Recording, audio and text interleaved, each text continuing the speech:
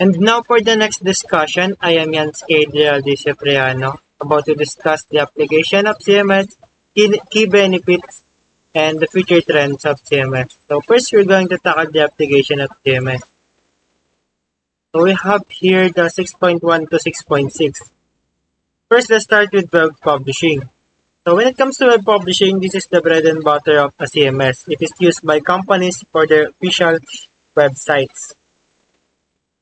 And in e-commerce, the CMS is such as Shopify handles everything from display, products, catalogs, managing shopping carts to securely processing payments. Essentially, it is a digital storefront for that stays open 24/7. Next is the digital market and internet portals.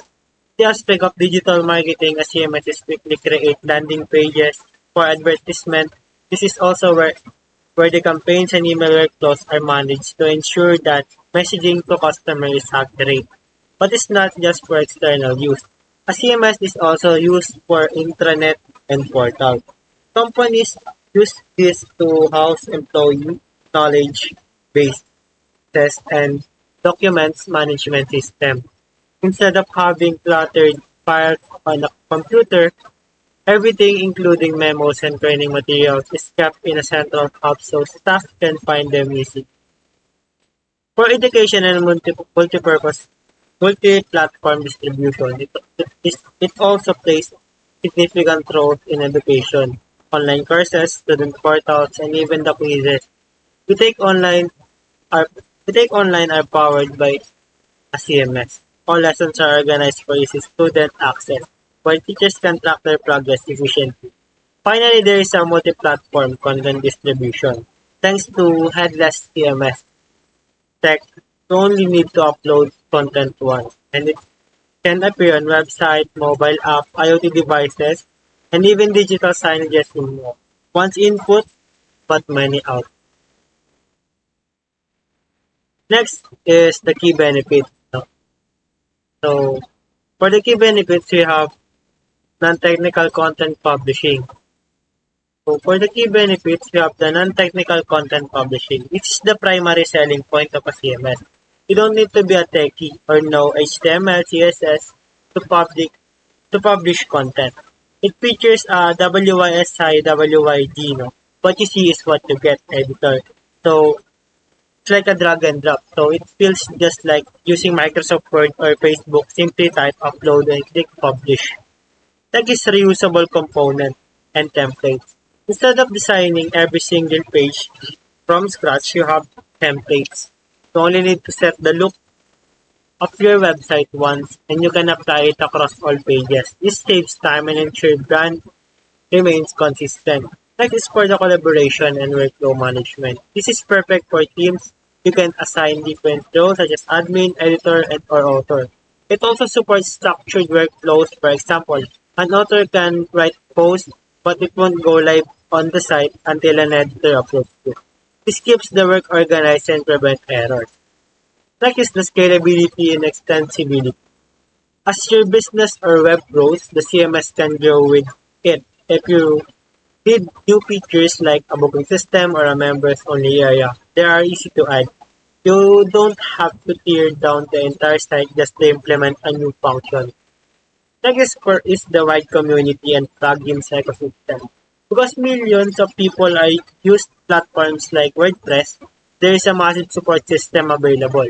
If you run into a problem, there's almost certainly a tutorial on YouTube or a forum post about it. Plus, if you want an extra features, there's likely a ready-made plugins that you can simply install in your CMS. So next are the challenges and limitations. So for the challenges and limitations, we have the security and vulnerabilities, performance, complexibility for beginners, maintenance, and content flow. So for the security, plugin teams vulnerability. Sometimes the plugins or themes we download have holes in their code that hackers can exploit to gain access. Next is the frequent updates that are required. To stay safe, you must update the system regularly. Forgetting to do this is likely leaving the front door of your house wide open. And also risk of malware. If you aren't careful about where you source where you source your extension, you might accidentally install malware that could crash your entire website or steal sensitive data. Next is the 8.2 performance. Loaded with plugins. When too many websites are installed, the website's loading speed drops. It's like a smartphone filled with too many apps. It eventually starts to lag. Databases optimization. As a website grows with more posts, images, and users, the database expands. If it's properly cleaned or optimized, you will notice the site becoming slower when responding to clicks. Next, the complexity for beginners. Even though these platforms are marketed as no-code, certain parts remain difficult, especially for beginners. One of the problem is the deep customization. If you want to change a layout that goes beyond the basic templates setting, you will eventually need to learn how to code such as PHP, CSS, and also other programming language. Headless CMS hurdles. Using a headless CMS like Strapi is significantly more complicated because you need to build your own front end. The actual face of the website isn't ready to use out of the box like standard WordPress. Next naman is the future trends and CMS. Next is the future trends. We have headless and API first architecture, AI and optimization, personalization, static site generators plus Jamstack, voice and AR VR content, enhanced security tools.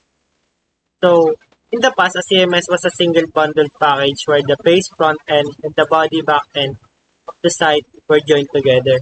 However, in headless and API first architecture, these two are now separated. No? And the CMS simply becomes content as a service, a data repository that you can pull from using APIs to display on any devices. Alongside this are the static generators, or what you call Jamstack.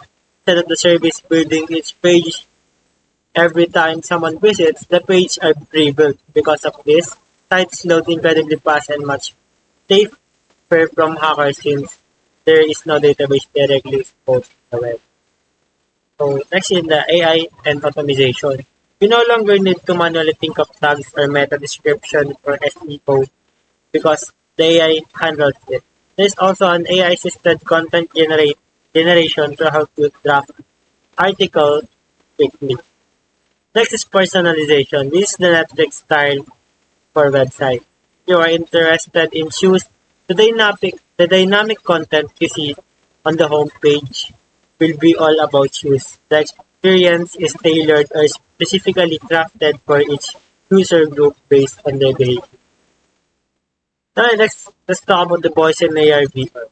Thanks to the CMS, you can now have a voice-activated navigation like talking to the website or immersive AR and VR content for virtual tours and online shopping.